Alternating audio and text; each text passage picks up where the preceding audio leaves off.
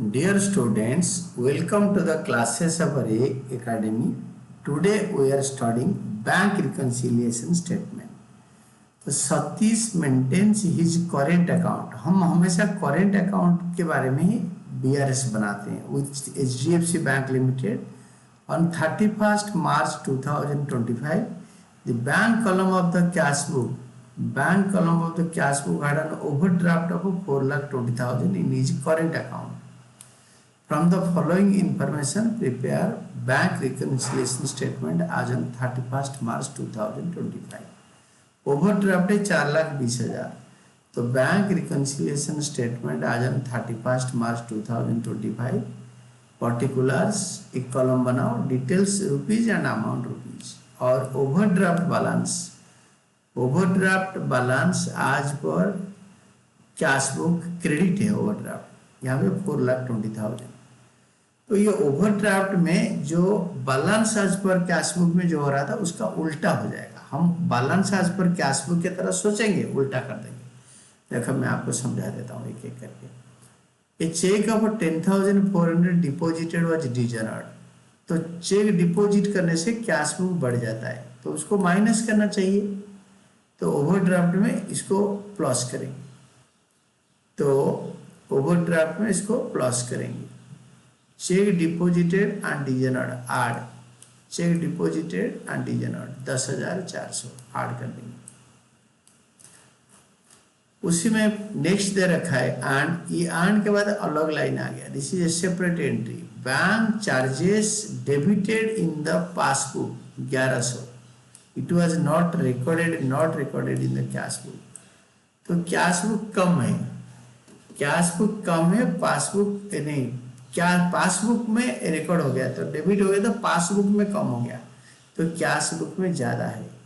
Cash book में ज्यादा है तो लेस होना चाहिए,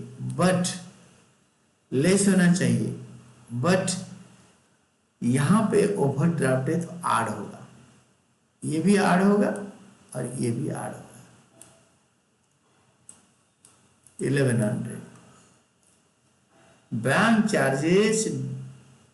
bank charges for dishonoured cheque add होगा 1,100। This 1,100। Second, out of the total cheques of 10 lakh issue कर दिया। Cheques aggregating 3 lakh were debited in March, यानी 31st मार्च से पहले, इस डेट से पहले क्लियर हो गया। Cheque aggregating 4 lakh were debited in April and the rest were not yet debited. यानी चेक इशूड से 3 लाख का मार्च से पहले क्लियर हुआ है, बाकी 7 लाख क्लियर नहीं हुआ। 4 लाख क्लियर हुआ है अप्रैल में, बाकी 3 लाख और क्लियर नहीं हुआ।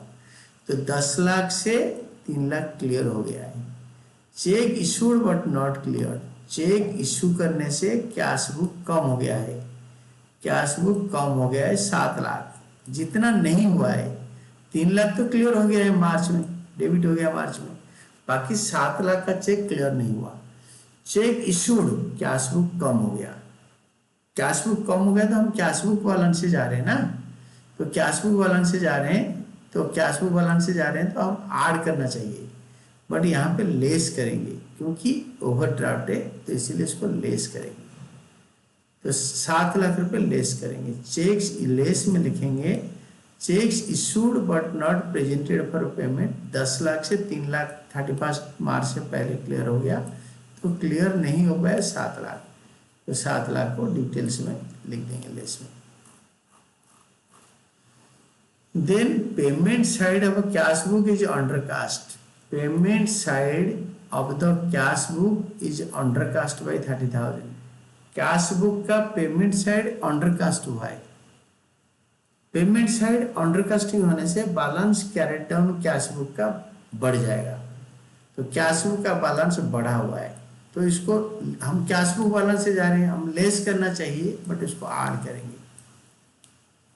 तो देखो पेमेंट्स, क्योंकि ओवरड्राफ्ट के लिए उल्टा करेंगे। Payment side of cash book is undercast. Note 1 में 30,000 ऐड करेंगे। नोट 1 पढ़ लेते हैं, देखो मैं पढ़ के भी आपको समझा देता हूँ। Cash book balance is undercast by 30,000. Therefore, to arrive at the passbook balance, this amount will be added to the cash book balance. तो बेटर है कि खाली मतलब ऐड हुआ है लेस होगा बताएं, explanation should be there. Fourth, a check of 40,000 received from Rajesh on 20th March was recorded in the cash column in the cash book was not banked।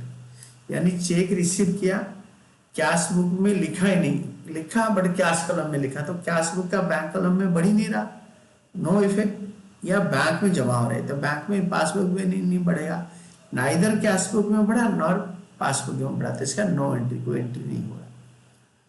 Then fifth, 800 bank charges have been recorded 2 times in the cash book whereas bank, अच्छा तो 2 बार cash book से minus हो गया, cash book से 2 बार minus हो गया, passbook में 1 बार माइनस हो गया, तो कैश बुक में 1 बार एक्स्ट्रा माइनस हो गया 800, एक्स्ट्रा 1 बार माइनस हो गया, तो ऐड करना चाहिए, ओवरड्राफ्ट के लिए लेस करेंगे। बैंक चार्जेस रिकॉर्डेड ट्वाइस, एक ही बार लेस करेंगे क्योंकि दोनों से एक बार पहले हो चुका है, तो ये हो गया इसका आंसर। Then annual charges whereas bank levied annual charges of 700 which were not recorded in cash book, तो पासबुक में कम हो गया है तो कैश बुक में ज्यादा है, कैश बुक में ज्यादा है तो माइनस होना चाहिए बट ओवरड्राफ्ट के लिए ऐड करेंगे।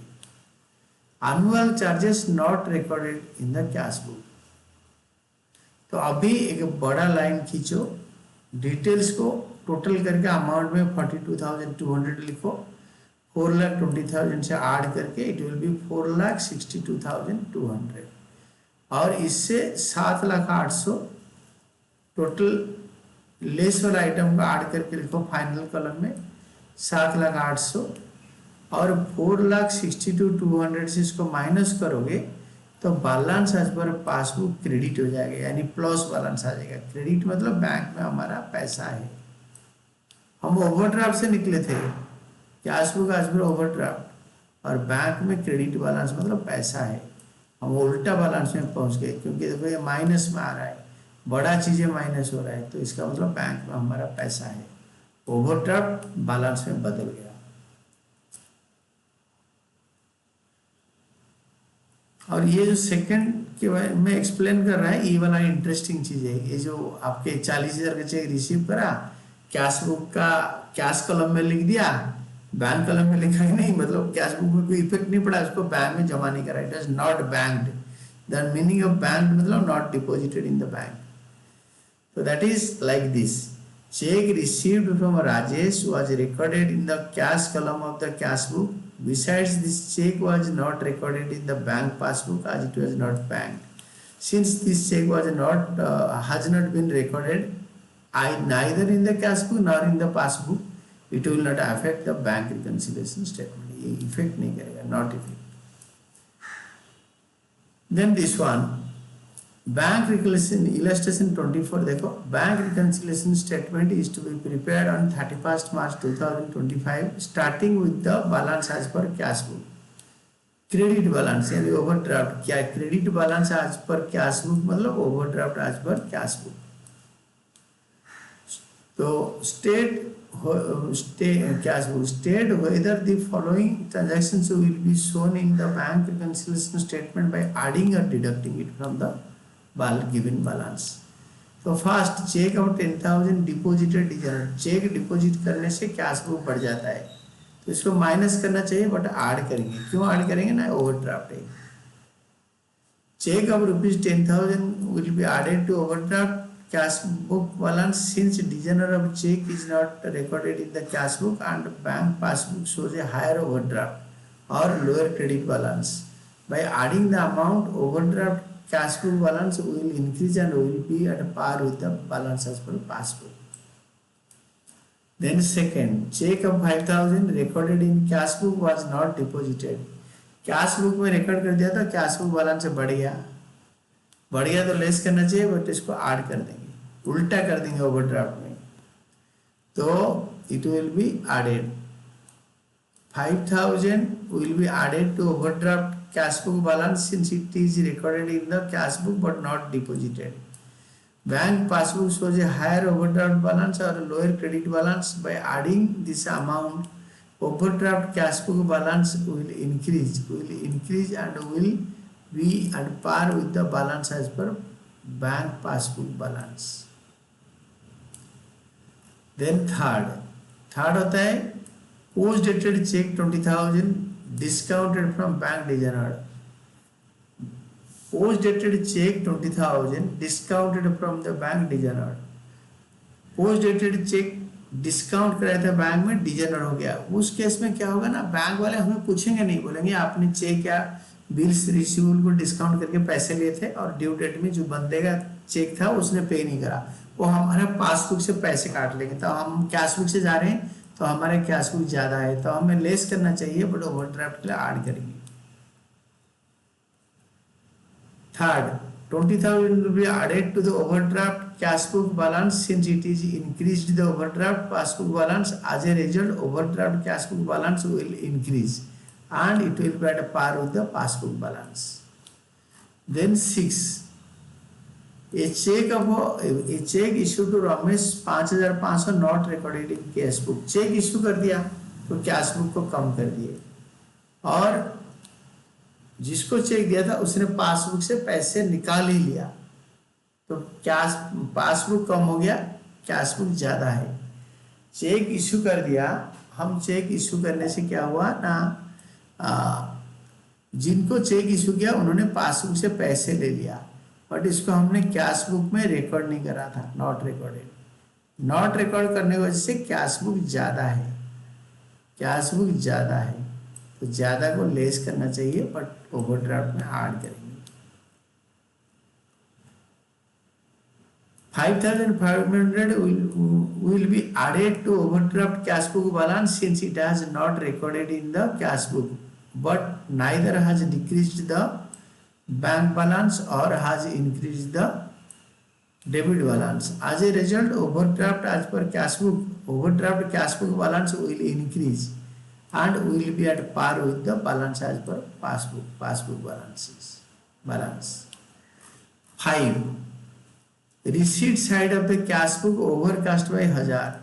रिसीट साइड कैश बुक का डेबिट साइड टोटलिंग ज्यादा हो गया तो कैश बुक बैलेंस बढ़ गया तो उसको लेस करना चाहिए, ओवरड्राफ्ट के लिए ऐड कर देंगे. 5th, it will be 1,000 will be added to overdraft cash book balance. This is 1,000 will be added to overdraft cash book balance since the error has reduced the overdraft balance. By adding the amount to overdraft cash book balance, the balance as per cash book and passbook will be at par. दोनों equal हो जाएंगे add करते ही. तो next one is the last one, payment side is overcast bye 10,000. Cash book का payment side को total से minus करके difference निकालते हैं. अगर वो ओवरकास्ट हो गया तो बैलेंस कैरेट डाउन कम हो जाएगा. पेमेंट साइड का टोटल पेमेंट ज्यादा हो गया तो डिफरेंस विल बी लेस. तो कैश बुक कम हो गया तो ऐड करना चाहिए, ओवरड्राफ्ट के लिए लेस करेंगे, ओवरड्राफ्ट को बढ़ा देगा तो इट विल बी डिडक्टेड. ये देखो ₹10,000 will be deducted from overdraft cash book balance as it has increased overdraft balance. So this was all about your classes today. We did 2 questions. इसको अच्छी तरह देखना है. That is all.